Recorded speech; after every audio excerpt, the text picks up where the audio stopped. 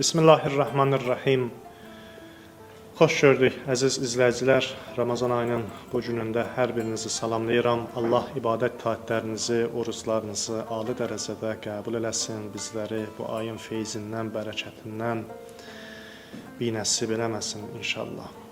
Mübarək Ramazan ayı hər baxımdan insan üçün qızıl fürsətlər yaradır və Allah bu ayda bizə böyük fürsət verib özümüzü islah eləyək, özümüzü nöqsanlardan, qüsurlardan arındıraq, özümüzü təmizləyək.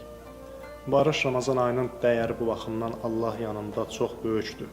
Hədisimiz var, hədis buyurur, əgər insanlar Ramazan ayında nə fəzilətlərin, nə dəyərlərin olduğunu bilsəydilər, yəni bilsəydilər ki, mübarək Ramazan ayı nə qədər dəyərlidir, nə qədər mühümdür bizim üçün, İstəyərdilər ki, ilin bütün günü, bütün ayları Ramazan olsun, orucluq olsun. Kaş insan bunu başa düşsün. Kaş bizlər bu ayın nə qədər böyük fürsət olduğunu başa düşək. Belə olsa, həqiqətən də biz istəyərik ki, hər günümüz, hər ayımız oruc olsun. Və bu ay gəlir bizdə bu xüsusiyyəti yaradır ki, biz elə ilin başqa aylarında, başqa günlərində də təqvalı olaq, oruc halında olaq. Oruc, yəni təkcə bu deyil ki, ac qalaq, susuz qalaq, yox, qəlbimiz oruc olsun, təqvalı olaq. Hədisdə var ki, siyamul qəlb xeyrun min siyamil bətn. Qəlbin orucu qarnın orucundan üstündür.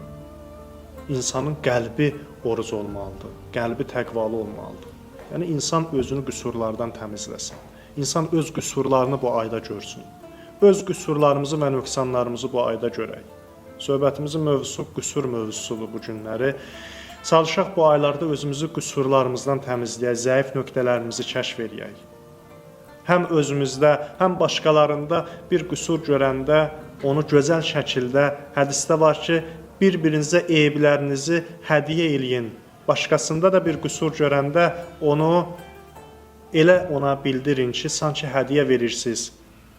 Hədiyyəni gözəl şəkildə təqdim eləyərlər. Siz də başqalarında bir qüsur görəndə onu gözəl şəkildə ona bildirin ki, o da narahat olmasın, o da onu qəbul eləyə bilsin. Və insan özü ilə məşğul olmalıdır, öz qüsurları ilə, eyibləri ilə məşğul olmalıdır ki, əgər belə olarsa, insanın başqaları ilə işi olmaz. Başqalarında eyib və nöqsan axtarmağa bizim vaxtımız olmaz. Çünki biz özümüzlə məşğuluq. Öz eyib və nöqsanlarımızla məşğuluq deyə, başqalarının eyib və nöqsanları ilə biz məşğul olmarıq. Ki, insanın ən böyük problemi budur. Öz qüsurlarını unudub, başqalarının eyib və nöqsanları ilə məşğuldur.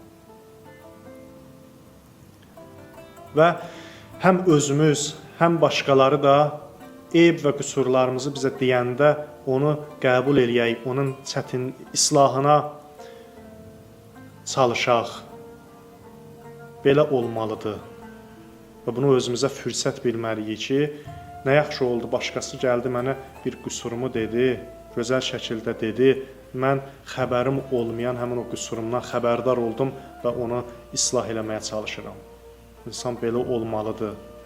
Və belə olmasın ki, biri bizə qüsurumuzu, eybimizi deyəndə biz onu qəbul eləməyək və mövzunu özümüzdən yayındıraq, qarşı tərəfin üzərinə diqqətləri yönəldək və onda olmayan eyb və qüsurları ona nisbət verək.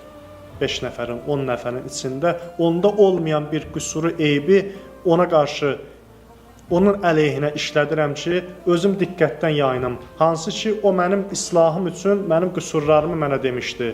Mən onları eşitmək istəmirəm deyə başlayıram ona qarşı onda olmayan nöqsanları və qüsurları ona deməyə və onun halını qarışdırmaya, 5 nəfərin, 10 nəfərin içində onun hörmətini sındırmağa çalışıram. Belə olmamalıdır. Bu, çox mənfi bir xüsusiyyətdir, çox rəzil, pis bir xüsusiyyətdir ki, başqalarında olmayan qüsurları onun haqqında deyirsən, danışırsan ki, özünü təmizə çıxardasan, diqqətləri öz üzərindən yayındırasan. İnsan özü ilə məşğul olmalıdır, öz eyibləri ilə, nöqsanları ilə məşğul olmalıdır. Özünü qüsurlardan təmizləməlidir.